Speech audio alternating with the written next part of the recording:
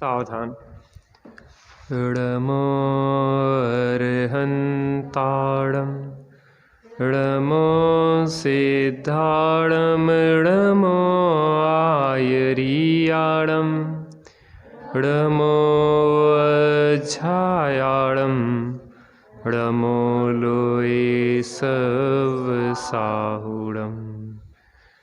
मङ्गलं भगवान् वीरो मङ्गलं गौतमो गणी मङ्गलं कुन्दकुन्दाद्यो जैनधर्मोऽस्तु मङ्गलं।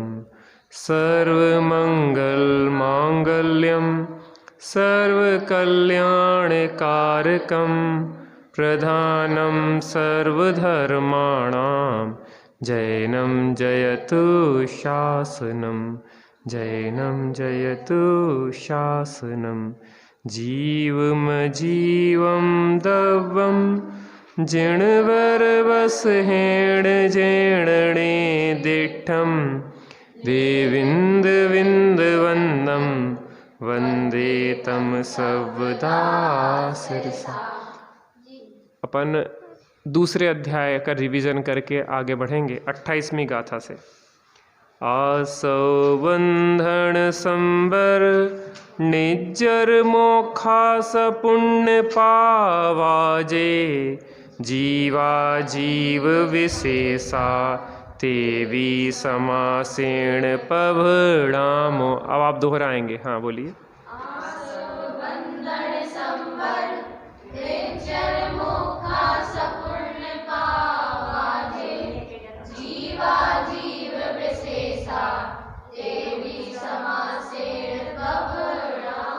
आस्वदिजेण कम्मं परिणामेण पणो सविण्णेयो भावासौ जिणुत्तो कम्मा सवणं परो होदी।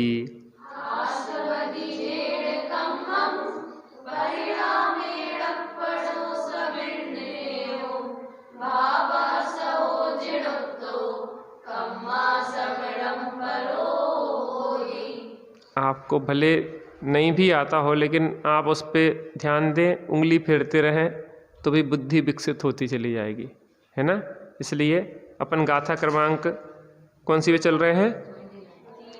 29 बोल लिया आप लोगों ने, ठीक है। 30 में मिच्छत्ता विरदीपमाद जोग को हादवोथ विण्णेया पण पण पण दस तीय चदु कम सो भेदादुपो वस।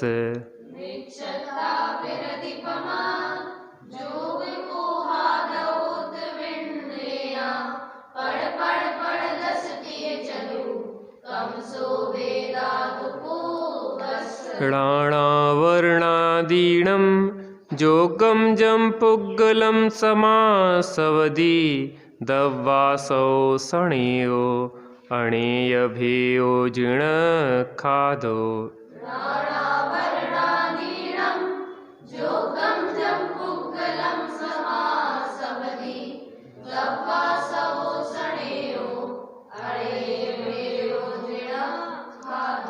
बज्जदिकं मम जेणदु चेदण भावेण भावबन्धोसो कम्मादपदेशाणम् अन्नोणपवेशणम् इदरो।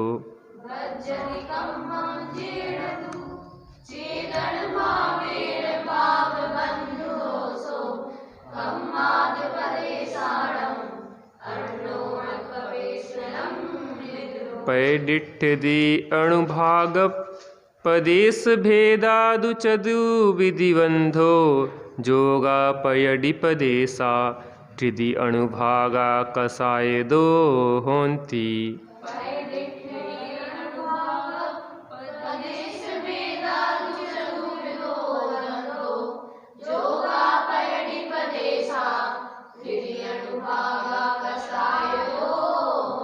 छेदन परिणामो जो कम्मस्सा सौड़रोहणे हेदु स्वभाव संबरो खलु दब्बा सवरोहणे अन्नो।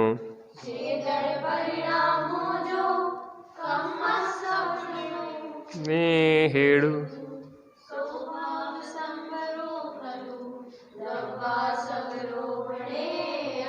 चेदण परिणामो जो कमसा सौड़िरोहणे हेदु स्वभाव संबरो खलु दब्बा सौरोहणे अण्णो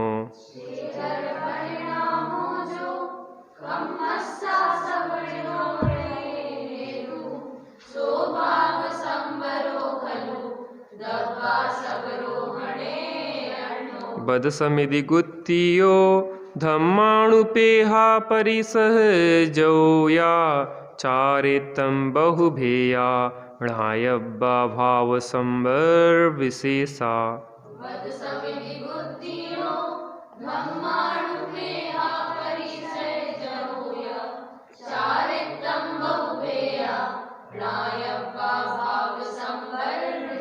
जय कालेण तवेण या बुत्तरसम कम पुग्गलम जेण भावेण सणदिडेया तत्सरणम चेदिडिज्जरा दुविहा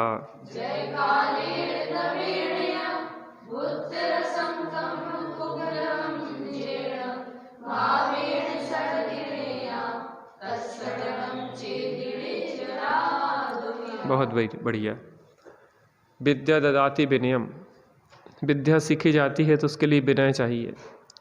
जिसके अंदर विनय होती है वो बहुत जल्दी सीख लेता है, और अविनयी शिष्य बहुत प्रयास करने पे भी नहीं सीख पाता है। श्रीमद् जी कहते हैं, आप अपने माध्यम से अपनी कसायों को नष्ट करने का प्रयास करोगे सद्गुरु के बिना तो वो कम नहीं होगी, अपितु बढ़ेंगी।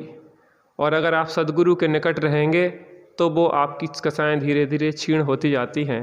इसलिए सद्गुरु का बहुत महत्व होता है। एक प्रसंग के साथ आपको इस बात पे हम ध्यान आकर्षित कराना चाहेंगे। एक बार राजा शरण्यक किसी से कोई विद्या लेना चाह रहे थे। कोई गरीब व्यक्ति था, उसको कोई विद्या सिद्ध थी। तो राजा शरण्यक ने कहा कि तुम मुझे विद्या सिखा दो। ठीक है महाराज, मैं आपको सिखा दूंगा। उसको राजा ने राज्य में बुलाया। राज काज चल रहा था, राज दरबार में पहुँचे, उसको नीचे बिठा दिया और खुद ऊपर सिंहासन पे बैठे थे। उससे कहा कि तो मुझे वो विद्या सिखाओ। वो विद्या सिखाना चाहता था, लेकिन विद्या राजा शरण्यक के पास जा नहीं रही थी। तो उन्होंने कहा कि तुम अगर विद्या नहीं दोगे तो मैं तुम्हें दंडित करूँगा। तो उसने कहा महाराज, मैं पूरा प्रयत्न कर रहा हूँ कि विद्या आपको सिखा दूँ, लेकिन विद्या आपके पास जा नहीं रही है। राजा बहुत नाराज हुए, लेकिन अभय कुमार जो राजा शरण्यक का पुत्र था, बहुत ही विद्वान था, विवेकी था। उसने कहा महाराज, इसकी कोई गलती नहीं है, गलती आपकी है। जिससे विद्या सीखना होती है उसको ऊपर बिठाला जाता है, उसके प्रति विनय रखी जाती है और खुद नीचे बैठा जाता है, तब विद्या सीखी जा सकती है। और आपको लगता है वो तो एक गरीब सामान्य व्यक्ति हो, मैं महाराजा, तो ऐसे विद्या कभी सीखी नहीं जाती है। जब अभय कुमार ने कहा कि उसको राज सिंहासन में बिठा लो और आप नीचे बैठो महाराजा, तब वो विद्या आ सकती है। तो उसको जैसे ही राजा शरण्यक ने राज सिंहासन पर बिठाला और खुद नीचे बैठे तो एक मिनट में विद्या उन्हें सिद्ध हो गई। बात इतनी सी है कि अगर हम किसी से सीखना चाहते हैं तो जितनी विनय हमारे अंदर होगी, जितने उस सीखने की ललक होगी, जिनवाणी की भक्ति हमारे प्रति होगी, हमारे अंदर होगी, तो हम उतनी जल्दी सीख लेंगे। आपको कितना आता नहीं आता, आप पढ़े हैं नहीं पढ़े हैं, क्या बात है, ये महत्व नहीं रखता है। आपको होना चाहिए अंदर से उसके प्रति भक्ति, लगन, जिज्ञासा। तो धीरे धीरे आपकी बुद्धि बढ़ती चली जाएगी, आपका ज्ञान बढ़ता चला जाएगा। इसलिए बहुत विशुद्धि के साथ सुनो, समझो और उसको बार बार याद करो। ये एक भव के लिए नहीं है, ये अनंत भवों के नाश की विद्या है ना। इसलिए इसको बहुत विवेक से अपन को विनय से पढ़ना चाहिए। चलिए, अभी तक निर्जरा की चर्चा हो चुकी थी, 36 गाथा तक हो गया ना। 37वीं गाथा देखते हैं। सवस कम्मणो जो खय हेदु अपणो हु परिणामो णेयो स भाव मुखो दब विमुखो या कम पुह भावो सवस कम्मणो जो खय हेदु अपणो हु परिणामो णेयो स भाव मुखो दब्ब विमुखो या कम पुह भावो सवस कम्मणो जो खय हेदु अपणो हु परिणामो णेयो स भाव मुखो दब्ब विमुखो या कम पुह भावो सवस कम्मणो जो खय हेदु अपणो परिणामो णेयो स्वभाव मुखो दब्ब विमुखो या कम पुह भावो। एक एक पंक्ति बोलूँगा, उस क्रम में आप दोहराएंगे। सवस कम्मणो जो खय हेदु अपणो परिणामो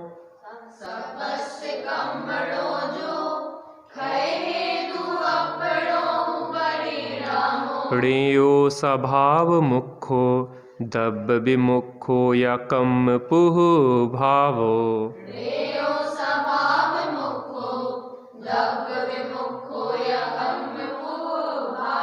मैं पूरी गाथा बोलूँगा, फिर आप दोहराएंगे।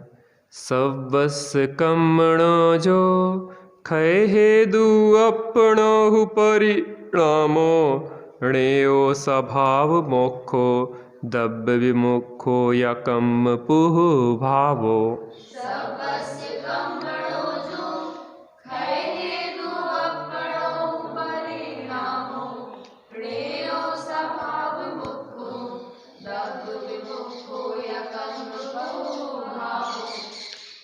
मैं बार बार कहूँगा आपसे कि आप पुस्तक को देखें ध्यान से। आपको नज़र उठाने की बिल्कुल ज़रूरत नहीं है। आप बिल्कुल पुस्तक पे एक टक रखें। आप पढ़ पा रहे हैं, नहीं पढ़ पा रहे, समझ में आ रहा, नहीं आ रहा, आप बिना से उसको देखें, उन शब्दों का परिचय प्राप्त करने का प्रयास करें। आपको बहुत जल्दी समझ में आएगा। अंश का बेटा देखते रहो पुस्तक में। पुस्तकें हमने 25 थी, यहाँ पे 10 ही पुस्तकें हैं, बाकी 15 घर पे आराम कर रही हैं, रेस्ट। यहाँ पे कोई पुस्तक नहीं है छोटी वाली। और घर पे आप लोग पढ़ते हैं कि वैसे ही घर पे रखी रहती खाली? हाँ, किस किस ने कल पुस्तकें उठाई थी पढ़ने के लिए? 2 लोगों ने। बाकी तो फ़ोन से सुनो, लेकिन सामने बुक भी तो होना चाहिए ना। बिना बुक के फ़ोन पे सुनने में समझ में नहीं आता, शब्द कैसे मिलाओगे? फ़ोन पे सुनो और उस बुक से पढ़ो तो ज़्यादा स्पष्ट होता है। देखो बेटा, हम इसलिए कह रहे हैं कि जो साथ में जाती है वो पेट भरनी विद्या है और ये भवतरणी विद्या है। कौन सी विद्या है आस्था? मैंने 2 शब्द बोले। वो वाली जो विद्या आप सीखते हैं लोक में, वो पेट भरनी है, और जो ये विद्या है ये भवतरणी है। समझ में आया कि नहीं आया? आपको उसकी कीमत आना चाहिए। मैं बार बार इसलिए कह रहा, मुझे कोई अपना रिस्पेक्ट नहीं करवाना है। कोई भी जिससे सीखते हैं, आपके अंदर रिस्पेक्ट होगा तो लौकिक हो चाहे पारलौकिक, आप विद्या सीख सकते हैं। बार बार कह रहा हूँ, आप पुस्तक को देखो, बार बार पढ़ो।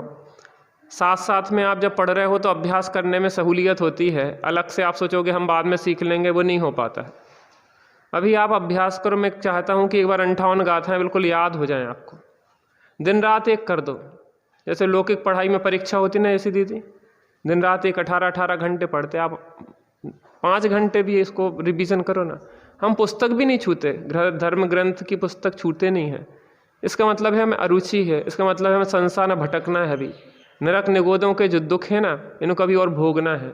आप जो संसार में पीड़ाएं देख रहे हो ना, पशुओं के किस प्रकार से उन्हें कत्ल खानों में काटा जा रहा है, जगह जगह मर रहे हैं, कट रहे हैं, बकरे की तरह, मुर्गे की तरह, ऐसा हमें कटना है लगता है। अभी हमें अभी संसार के दुख भाषित नहीं होते। अगर संसार के भव दुखों का अभाव करना चाहते हो तो एक जन्माणी ही शरण है और कोई नहीं है। यही सही मार्ग बताएगी। तुम्हारा स्वाश्रय से ही तुम्हारा मोक्ष होगा, सुखी होगा। इसलिए हम बार बार कह रहे हैं, बहुत विनय से सीखो, पढ़ो। अभी तुम्हारा समय है सीखने का। बाद में चाची हैं, वो पढ़ने का प्रयास करती बहुत, लेकिन अब उनकी बुद्धि काम नहीं करती। है कि नहीं है? तो एक समय तक सीखने का समय होता है, बचपन होता है सीखने का, आप कितना ही चाहो उतना सीख सकते, हर जगह से सीखते हो। हम चाहते कुछ अच्छा सीखो, तो हम ये कह रहे हैं एक बार 58 गाथाएं जरूर याद करो बेटा, छेड़ाला याद करो, रोज की 2 पंक्ति, ऐसी नियम बना लो कि हमें 2 पंक्ति याद करना है, चाहे रोज जब तक 2 पंक्ति नहीं याद होगी तब तक हम सोएंगे नहीं। एक दिन ऐसा आएगा कि आपको ऐसा लगेगा कि हम समस्त धर्म ग्रंथों को याद कर लेंगे। 365 दिन में कितनी पंक्ति हो गई आपकी? हाँ? कितनी हो गई? 65 दूनी 130 और 300 दूनी 600, 730 पंक्ति याद हो जाएगी एक साल में, आपको पता है? आपको क्या लगता है 730 पंक्तियां का मतलब क्या होता है? 365 श्लोक, 365 श्लोक का मतलब क्या होता है कि 58 गाथा का एक द्रव्य संग्रह याद हो जाएगा आपको, रथकर्ण श्राप का 4 हो जाएगा, 150 गाथाओं का, पुरुषार्थ सिद्धि उपाय हो जाएगा 200 कुछ गाथाओं का। आप जो समझ लो कि 3 ग्रंथ आपको हृदयस्थ हो जाएंगे, 3-4 ग्रंथ, और धीरे धीरे आप याद करते ही हो ना। बाहर की चीज़ें भी अपन कितनी जल्दी सीख लेते हैं। तो हम चाहते हैं कि बेटा आपको रानीपुर में हो, सौभाग्य मिला है, तो इस चीज़ में थोड़ा सा और 2 लाइनें याद करने में कोई बहुत देर तो लगती नहीं है। 1-2 पंक्ति की पर्ची अपनी जेब में रखो, उसको दिन भर देखते रहो। मोबाइल का प्रयोग कम करो हम चाहते हैं, लेकिन उसको आप लिख लो। एक स्लेट आती ना वो, जिससे तत्काल डिलीट हो जाता है, वो वाला डिजिटल स्लेट, उस पर लिख ली 2 पंक्ति, और बस जब भी जहाँ पे रहते हैं अपन बार बार नज़र उस पर जाए, पढ़ते रहो। उसमें क्या है बेटा, जीवन बदल जाएगा। जिनवाणी के अलावा इस पंचम काल में कोई आश्रयभूत नहीं है। चलिए, मोक्ष का लक्षण भेद देख रहे थे अपन, अन्वयार्थ देखते हैं। जो अपनों परिणामों सबवस कर्मणों क्षय हेतु सा हु भावमुखो ऋयो या कम पुह भावो दब्ब विमुखो। जो आत्मा का परिणाम समस्त कर्मों के क्षय होने का कारण है, वह परिणाम ही भाव मोक्ष जानना चाहिए, और ज्ञानावरणादि द्रव्य कर्मों का छूट जाना द्रव्य मोक्ष है। जो परिणाम आत्मा का, कौन सा परिणाम मोक्ष ले जाता है? शांत निराकुलता रूप वीतराग भाव, आत्मा के आश्रय होने वाला जो वीतराग भाव है, सम्यक रत्नत्रय का भाव है, सम्यक दर्शन ज्ञान चारित्र रूप जो आत्मा में आत्मा हूँ ऐसे श्रद्धान, परद्रव्यों से भिन्न आत्मा का श्रद्धान, परद्रव्यों से भिन्न आत्मा का ज्ञान, और परद्रव्यों से भिन्न आत्मा में पूर्ण स्थिरता रूप भाव, आत्मा का भाव। तो वो जो भाव है सर्व कर्म के क्षय का हेतु, वो भाव मोक्ष है, और सर्व कर्मों का क्षय हो जाना वो क्या है? द्रव्य मोक्ष है। इतना ऐसी परिभाषा है। भाव, आत्मा के भाव, भाव मोक्ष में आएंगे, वीतरागी भाव, पूर्ण वीतरागी, निर्विकारी भाव, और दूसरा उनके निमित्त नैमित्तिक संबंध से जो कर्म बनते थे, अब वो भाव ही नष्ट हो गए जो कर्म बांधने के कारण थे, वो वीतरागी स्वाश्रित भाव हुए, तो क्या होगा? अब वो कर्म भी चले जाएंगे, वो पूर्ण वीतराग दशा, पूर्ण मुक्ति दशा प्रकट हो जाएगी। जाना कि नहीं जाना मोक्ष? सुखी होना कि नहीं होना? मोक्ष माने ऐसा लगता कहीं बाहर, मोक्ष माने पूर्ण सुखी। पूर्ण सुखी होना चाहते ना? Very good. चलिए अगली गाथा देखते हैं। पुण्य और पाप का वर्णन। सुह असुह भाव जुत्ता पुण्यम पावम भवन्ति खलु जीवा सादम सुहाउ रामम गोदम पुण्यम पराणि पावम च। सुह असुह भाव जुत्ता पुण्यम पावम भवन्ति खलु जीवा सादम सुहाउ रामम गोदम पुण्यम पराणि पावम च।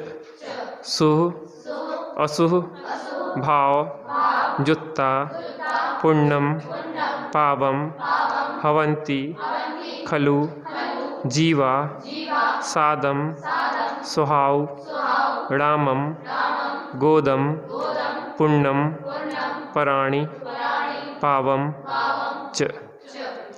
सुह असुह भावजुत्ता पुण्यम पावम हवन्ति खलु जीवा। सादं सुहावुणामं गोदं पुण्यं पराणि पावं च। सुह असुह भावजुत्ता पुण्यं पावं हवन्ति खलु जीवा।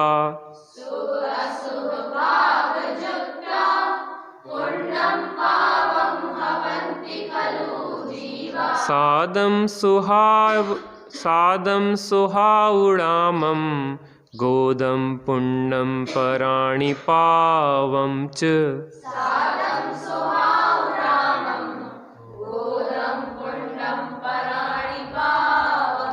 पूरी गाथा बोलूँगा मैं। सुह असुह भावजुत्ता पुण्यं पावं हवन्ति खलु जीवा। सादं सुहावुणामं गोदं पुण्यं पराणि पावं च।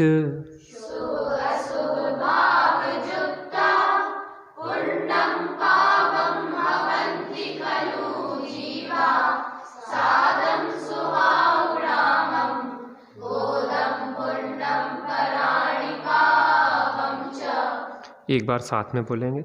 सुह असुह भावजुत्ता पुण्यं पावं हवन्ति खलु जीवा। सादं सुहावुणामं गोदं पुण्यं पराणि पावं च। हाथ जोड़ के पढ़ा करो, बहुत अच्छा रहता है विनय। सुह असुह भावजुत्ता जीवा खलु पुण्यम च पावम हवन्ति सादम सुहावुणामं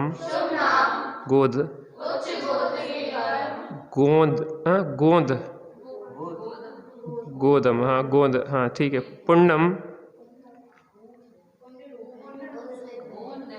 गोंद है ना, उच्च गोत्र। पुण्यम च पराणि पावम हवन्ति। अच्छे और खोटे परिणामों सहित जीव निश्चय से पुण्य रूप और पाप रूप होता है। और साता वेदनी शुभ आयु शुभ नाम उच्च गोत्र एक कर्म पुण्य रूप हैं, शेष सब कर्म पाप रूप हैं। अच्छे और खोटे परिणामों सहित जीव निश्चय से पुण्य रूप और पाप रूप होता है। जीव के भाव होते हैं, अच्छे भाव होते हैं, बुरे भाव होते हैं। बुरे भाव आप लोगों के तो नहीं होते? मोबाइल चलाने के, फालतू की बातें करने के, यहाँ वहाँ के खेलने कूदने के नहीं होते? होते हैं ना। देखो, शुभ भाव होते हैं या अशुभ भाव होते हैं या शुद्ध भाव होते हैं। शुद्ध भाव होते आप लोगों के? नहीं होते। तो अंतर मुहूर्त में भावों का परिवर्तन होता रहता है। या तो शुद्ध भाव होंगे या शुभ भाव होंगे या अशुभ भाव होंगे। तो मुनिराजों की दशा में शुभ भाव होते हैं, फिर शुद्ध भाव होते हैं, फिर शुभ भाव होते हैं, फिर शुद्ध भाव। अंतर मुहूर्त में परिवर्तन पलटन होता रहता है। अब जो मिथ्या दृष्टि है उनके दो भाव में पलटन होता, अशुभ होते हैं फिर शुभ होते हैं, फिर अशुभ होते हैं फिर शुभ होते हैं, ऐसा होता रहता। तो हर अंतर मुहूर्त में पलटते रहते हैं। तो जीव के जो शुभ भाव होते हैं उनसे शुभ कर्मों का बंध होता है, और अशुभ भाव होते हैं उनसे क्या होता है? अशुभ कर्म का बंध होता है। ऐसा कहें कि शुभ भावों से पुण्य कर्म का बंध होता है और अशुभ भावों से पाप कर्म का बंध होता है। अशुभ भावों का फल दुर्गति है और शुभ भावों का फल सुगति है, और शुद्ध भावों का फल पंचम गति है अर्थात मोक्ष है। अपन को जहाँ जाना है वैसे भाव करो। कहाँ जाना अपन को? विशुद्धि, मोक्ष जाना है। तो मोक्ष होता है आत्मा के आश्रय से। बीतरागी भाव होते हैं उससे मोक्ष होता है। अगर वीतरागी भाव ना हो सके तो अशुभ से बच के शुभ भावों में रहना चाहिए, है ना, बुरे भाव नहीं करना चाहिए। बहुत बढ़िया। यहाँ कह रहे हैं अच्छे और खोटे परिणामों सहित जीव निश्चय से पुण्य रूप और पाप रूप होता है और साता वेदनी शुभ आयु शुभ नाम उच्च गोत्र एक कर्म पुण्य रूप है। शुभ आयु कौन कौन सी है? 4 आयु होती, मनुष्य आयु, त्रियंच आयु, देव आयु और नरक आयु, है ना। तो शुभ आयु कौन सी है? देव आयु, मनुष्य आयु है, और त्रियंच आयु को भी शुभ कहते हैं। देखो 3 आयुओं को शुभ कहते हैं और एक नरक आयु को अशुभ कहते हैं। और गतियों की तरफ से देखा जाए तो 2 गतियों को शुभ कहते हैं, मनुष्य और देव गति को, और 2 गतियों को अशुभ कहते हैं। आयु शुभ क्यों, मनुष्य त्रियंच की आयु शुभ क्यों कही जाती है? उसका कारण है क्योंकि जी मरना नहीं चाहता है। त्रियंच में भी हो तो मरना नहीं चाहता, वो बचना चाहता है। त्रियंच भी अपने बचाव का प्रयत्न करते कि नहीं करते? तो नार की जरूर है कि वे सोचत मर जाए कैसे, इतनी पीड़ा है, लेकिन त्रियंच आयु को शुभ कहा क्योंकि वो वहाँ से भी माने उस आयु से भी रहना चाहते, उसमें बचना नहीं चाहते, माने उससे हटना नहीं चाहते। तो आयु में 3 आयु शुभ है, 1 आयु अशुभ है। गति में 2 गतियों को शुभ कहा और 2 गतियों को अशुभ कहा, विशेष ज्ञानियों से समझना। चलिए अगली गाथा देखते हैं। देखिए थोड़ा सा अपन अब अगले अधिकार की ओर बढ़ रहे हैं। अपने 2 अधिकार पूर्ण हो गए। देखिए भाग्य होता है कि जब हम ग्रंथ को धीरे धीरे आगे बढ़ाते हैं, अगर हमारा इतना पुण्य का उदय नहीं होता तो हम 2 अधिकार नहीं पढ़ पाते, क्योंकि संसार में संकट बहुत हैं, विपत्तियां बहुत हैं, आपत्तियां बहुत हैं, और धर्म और अच्छे कार्यों में तो विपत्तियां इस कलिकाल में ज़्यादा आती हैं। हमारा भाग्य है कि हम जिंदा हैं, हमारा भाग्य है कि 2 अधिकार हमने द्रव्य संग्रह के पढ़ लिए हैं, अपने साथ ले लिए हैं, परभव में भी साथ जाएंगे, आयु जितनी रही तो रही। क्योंकि कहीं भी चले जाएं जिनवाणी के वचन हमें नित्य बोध करते रहते हैं। नरक में भी जाएंगे तो हमें ये वचन हमें अपने आत्मा की याद दिलाते रहेंगे। इसलिए इनको बहुत हृदयस्थ करने की ज़रूरत है, बहुत विशुद्धि से पढ़ने की ज़रूरत है। 2 अधिकार में अपन ने देखा, पहला अधिकार था 6 द्रव्य 5 अस्तिकाय, दूसरा अधिकार था 7 तत्व 9 पदार्थ अधिकार। ये 2 अधिकार अपने पूर्ण हुई है। पहला अधिकार 27 गाथाओं का था, दूसरा अधिकार 11 गाथाओं का था। टोटल गाथाएँ 38 गाथाओं तक अपन ने देख लिया है। अब अपने पास कितनी गाथाएँ हैं? 20 गाथाएँ हैं। और अपन तीसरे अधिकार इस समस्त ग्रंथ के उपसंहार की ओर बढ़ रहे हैं अपन। जो सबसे महत्वपूर्ण है विषय, देखो आपको सुखी होना है तो पहले वस्तु व्यवस्था को समझना होगा। क्या समझना होगा बच्चों? वस्तु व्यवस्था। और वस्तु व्यवस्था समझ में आती 6 द्रव्य 5 अस्तिकाय के ज्ञान से। ये विश्व किसने बनाया कि नहीं बनाया, कि स्वतः निर्मित है, कि अनादि अनंत है, कि कभी बाद में बना है, ये सब शंकाएं प्रथम भूमिका में व्यक्ति को उत्पन्न होती है। कहते हैं कि शेष नांग अपने ऊपर धारण किए है, कोई कहते हैं कछुआ अपने ऊपर धारण की है। ये सब भ्रांतियों का निवारण 6 द्रव्य 5 अस्तिकायों के ज्ञान से हमारे इन भ्रांतियों का निवारण होता है। जब 6 द्रव्य 5 अस्तिकाय का ज्ञान कर लिया, विश्व व्यवस्था को समझ लिया, वस्तु व्यवस्था को समझ लिया, अब हमें कल्याण करना है तो जीव और अजीव के जो विशेष हैं 7 तत्व और 9 पदार्थ, उनका ज्ञान करना जरूरी है। क्योंकि प्रत्येक जीव अक्षय अनंत सुख चाहता है। अक्षय अनंत सुख मोक्ष में होता है। मोक्ष संबर निर्जरा पूर्वक होता है। संबर निर्जरा आत्मा के श्रद्धान ज्ञान और स्थिरता से होती है। आत्मा का ज्ञान श्रद्धान और स्थिरता 7 तत्वों के ज्ञान से होता है। 7 तत्वों का ज्ञान देवशाद गुरु से होता है। इसलिए देवशाद गुरु के नज़दीक रहें, तत्वों का ज्ञान करें, स्वपर का भेद विज्ञान पूर्वक आत्मा का श्रद्धान ज्ञान और स्थिरता करें। उससे संबर निर्जरा होगी, संबर निर्जरा से मोक्ष होगा, और मोक्ष में हम अक्षय अनंत सुखी हो जाएंगे। वह मार्ग पाया है कि जिसके बाद मार्ग ना, वह सुख पाएंगे कि जिसके बाद दुख ना। जिसका ना हो अभाव वह प्रभुत लहूँगा। नर भव मिला है मैं अपूर्व कार। वह मार्ग पाया है कि अब इसके बाद कोई मार्ग नहीं है, मोक्ष मार्ग के बाद सीधे मोक्ष होने वाला है।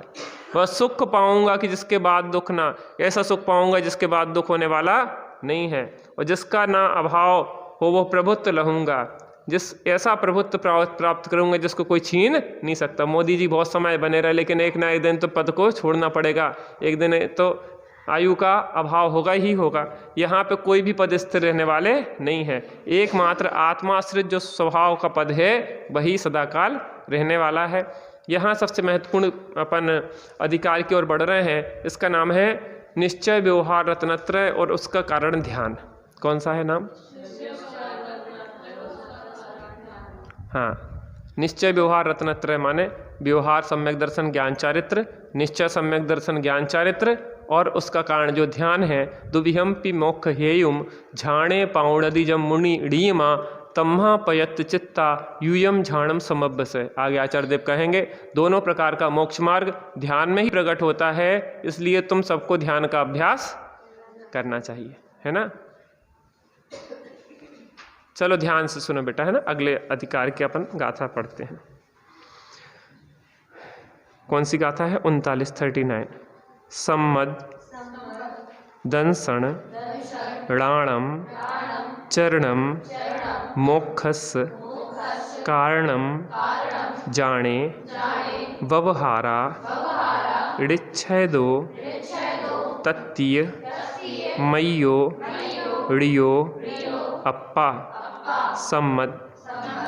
दा आधा है, जो हलंत लगा रहता ना नीचे, उसका मतलब होता है आधा दा, धीरे से बोलना पड़ता है। सम्मद दंसण राणम चरणम मोक्षस कारणम जाने व्यवहारा ऋच्छेदो तत्तीय मय्यो ऋयो अप्पा सम्मद दंसण राणम चरणम मोक्षस कारणम जाने व्यवहारा ऋच्छेदो तत्तीय मय्यो ऋयो अप्पा सम्मदंसणाणम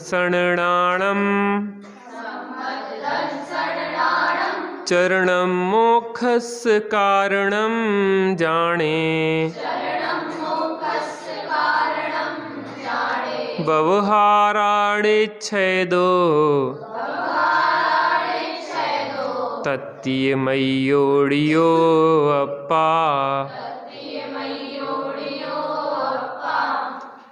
मैं 2 पंक्तियों पढ़ूंगा। सम्मदंसणाणम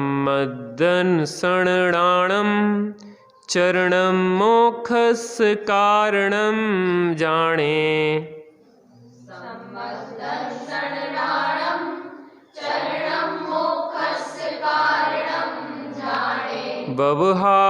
व्यवहाराणिच्छेदो तत्तीय मय्योड़ियो अप्पा।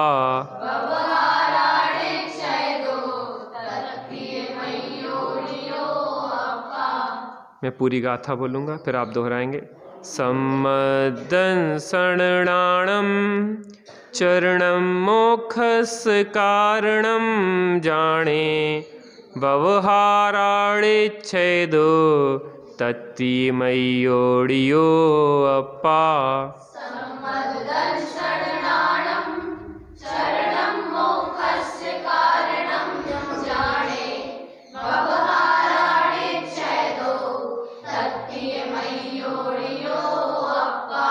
पूरी गाथा एक साथ। सम्मदंसणाणम चरणम मोक्षस कारणम जाने व्यवहाराणिच्छेदो तत्तीय मय्योड़ियो अप्पा। बहुत बढ़िया। व्यवहारा सम्मदंसणाणम चरणम च ऋच्छेदो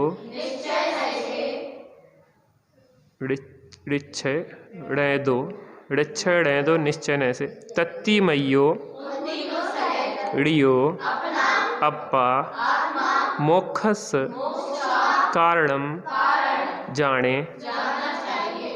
व्यवहार नय से सम्यक दर्शन, सम्यक ज्ञान और सम्यक चारित्र मोक्ष का कारण जानो, और निश्चय नय से उन तीनों सहित अपना आत्मा मोक्ष का कारण जानना चाहिए।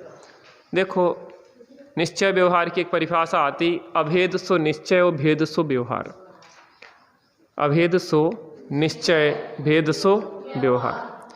देखो, अपन जो चर्चा भी कर रहे हैं आपके जीवन में बहुत उपयोगी होगी। जब भी कोई स्वाध्याय सुनेंगे, प्रवचन सुनेंगे, कक्षा सुनेंगे बड़े लोगों की, तो जो चीज़ हम बेसिक सीख रहे हैं वो आपको याद आएगी।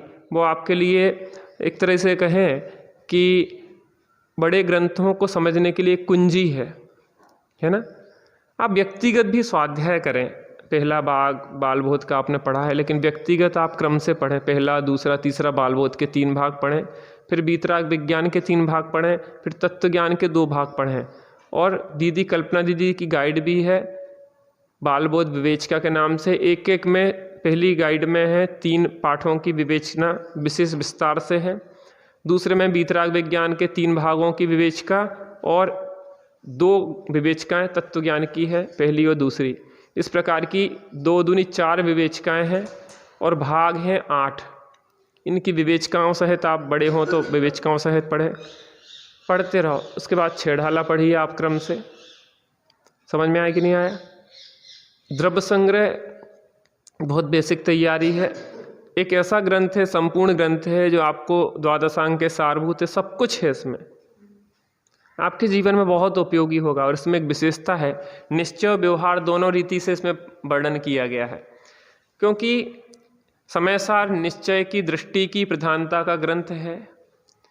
रत्कर्ण श्रावकाचार्य जी आदि चरणानियोग के ग्रंथ हैं व्यवहारिक दृष्टि की, लेकिन इसमें निश्चय और व्यवहार दोनों की सुसंगति है। अगर आप इसको पढ़ेंगे तो आपके जीवन में, आपकी वाणी में एक संतुलन आएगा निश्चय व्यवहार संबंधी, है ना। इसलिए द्रव्य संग्रह एक बहुत महत्वपूर्ण ग्रंथ है। बड़े पंडित साहब बार बार कहते थे कि आप द्रव्य संग्रह से अपने को स्वाध्याय करेंगे तो आपकी शैली, आपका चिंतन बहुत संतुलित होगा। त्यागी साहब ने बहुत बार द्रव्य संग्रह पढ़ाया है जगह जगह। तो ज्ञानी लोग चाहते हैं कि आज समाज में जो विसंवाद है वो अज्ञान के कारण है। लोगों को निश्चय व्यवहार की परिभाषा तो पता नहीं है और निश्चय व्यवहार के लिए मरने मारने के लिए तैयार हो जाते हैं। उनसे पूछा जाए कि निश्चय व्यवहार की परिभाषा क्या है, वो कहे हमें नहीं पता, लेकिन हम जो जानते हैं कि जो निश्चय वाले हैं, जो व्यवहार वाले हैं। लेकिन भैया तुम परिभाषा जानते तो हो नहीं क्या है। ये सब अज्ञानता के रूप हैं।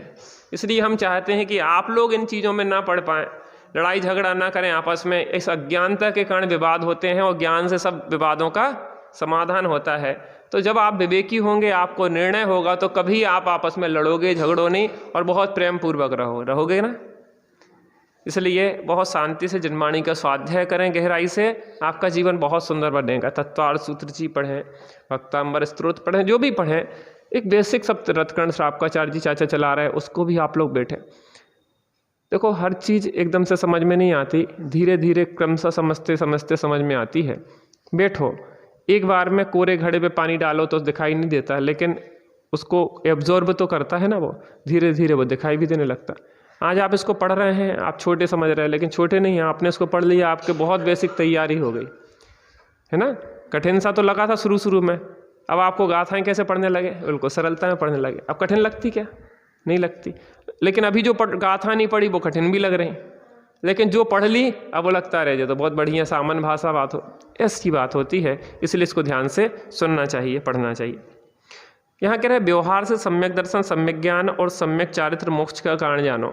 व्यवहार से माने भेद, सम्यक दर्शन, सम्यक ज्ञान, सम्यक चारित्र, 3 हो गए, भेद हो गए ना। तो भेद सो व्यवहार, तो व्यवहार से कह रहे हैं कि सम्यक दर्शन, सम्यक ज्ञान, सम्यक चारित्र मोक्ष मार्ग जानो। और निश्चय से क्या कह रहे हैं? निश्चय से उन तीनों सहित अपना आत्मा, उन 3 रत्नों को धारण करने वाला, सम्यक दर्शन, सम्यक ज्ञान, सम्यक चारित्र को धारण करने वाला एक अभेद आत्मा जो है वो मोक्ष का कारण जानो। भेद से कहें तो 3 और निश्चय अभेद से कहें तो 1, माने सम्यक दर्शन, सम्यक ज्ञान, सम्यक चारित्र, 3 का भेद हो गया। सो व्यवहार, भेद सो व्यवहार, अभेद सो निश्चय। तो भेद निश्चय व्यवहार की अनेक प्रकार की परिभाषाएं आती हैं और उसको मैं एक आध दिन आपका विषय लूँगा तो बहुत अच्छे से पढ़ाने का प्रयास करेंगे उसको अपन। अगर योग्यता हुई तो। काम तो योग्यता से होता, विकल्पों से नहीं होता। चलिए अगली गाथा देखते हैं। आत्मा ही को निश्चय मोक्ष मार्ग कहने का कारण। यहाँ पे कहा कि निश्चय से आत्मा ही मोक्ष का कारण है, तो प्रश्न खड़ा हुआ कि आत्मा को निश्चय से मोक्ष का कारण क्यों कहा। रैणतयम उण वट्टई अप्पाणम मुयुत्तु अन्न दवि यम्हि तम्हा तत्तीय मय्यो होदि हु मोक्षस कारणम आदा। रैणतयम उण वट्टई अप्पाणम मुयुत्तु अन्न दवि यम्हि तम्हा तत्तीय मय्यो होदि हु मोक्षस कारणम आदा। रैणतयम उण वट्टई अप्पाणम मुयुत्तु अन्न दवि यम्हि तम्हा तत्तीय मय्यो होदि हु मोक्षस कारणम आदा। रैणतयम णवट्टई रैणतयम णवट्टई रैणतयम णवट्टई अप्पाणम मुयुत्तु अन्न दवि यम्हि अप्पाणम मुयुत्तु अन्न दवि यम्हि अप्पाणम मुयुत्तु अन्न दवि यम्हि तम्हा तत्तीय मय्यो होदि हु मोक्षस कारणम आदा। तम्हा तत्तीय मय्यो होदि हु मोक्षस कारणम आदा। रैणतयम णवट्टई अप्पाणम मुयुत्तु अन्न दवि यम्हि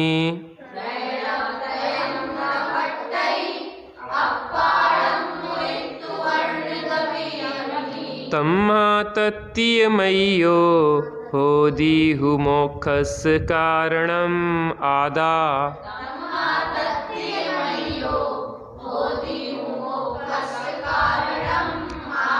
रैणतयम णवट्टई अप्पाणम मुयुत्तु अन्न दवि यम्हि तम्हा तत्तीय मय्यो होदि हु मोक्षस कारणम आदा।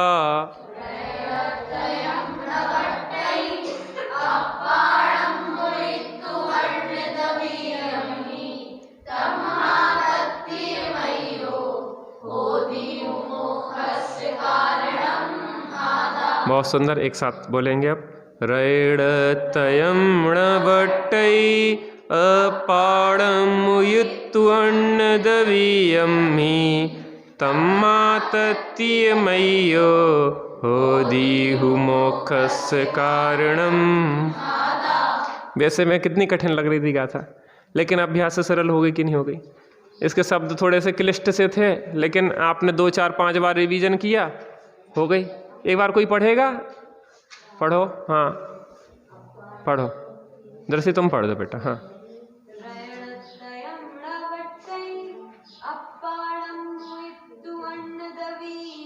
बहुत बढ़िया।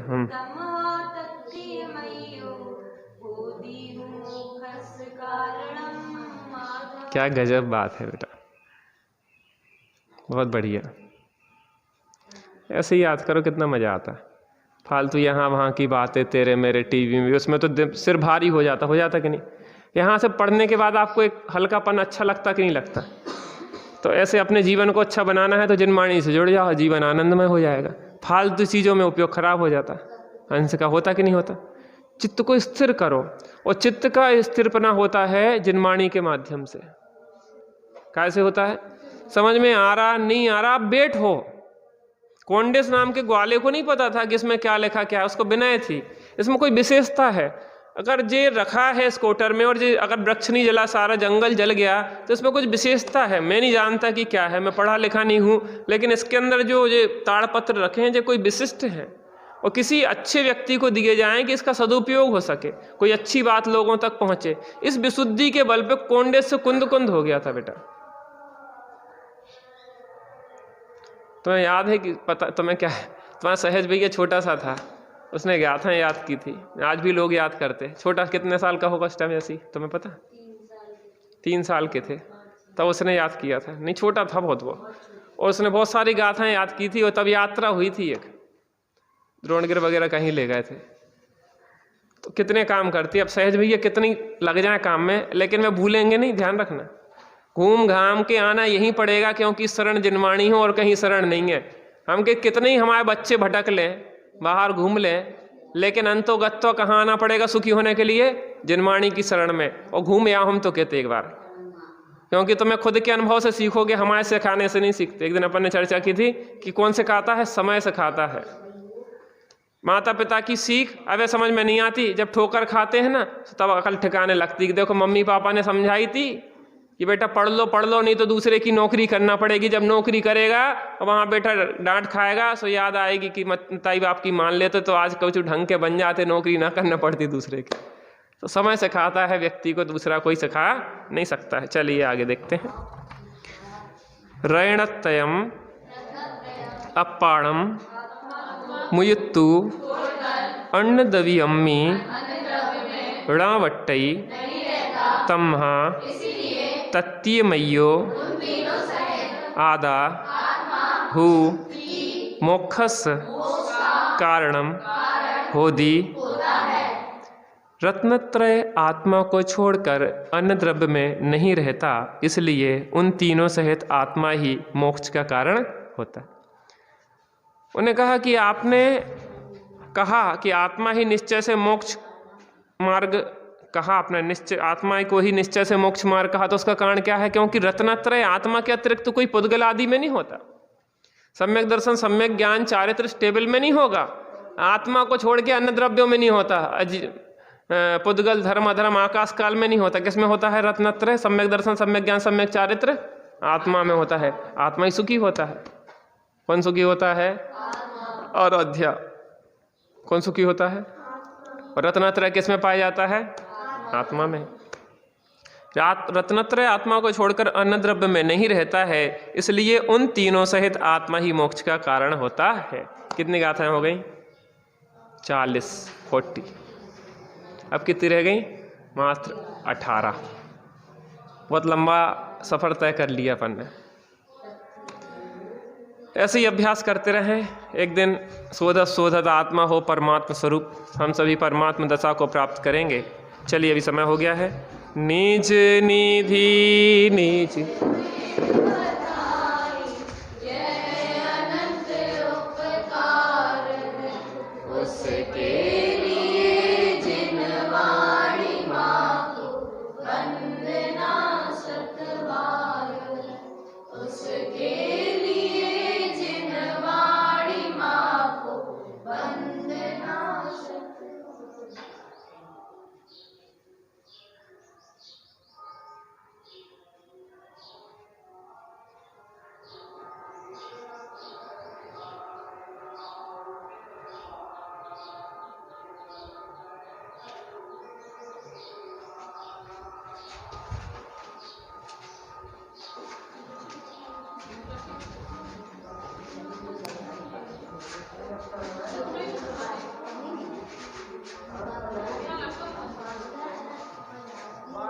देवी रखा।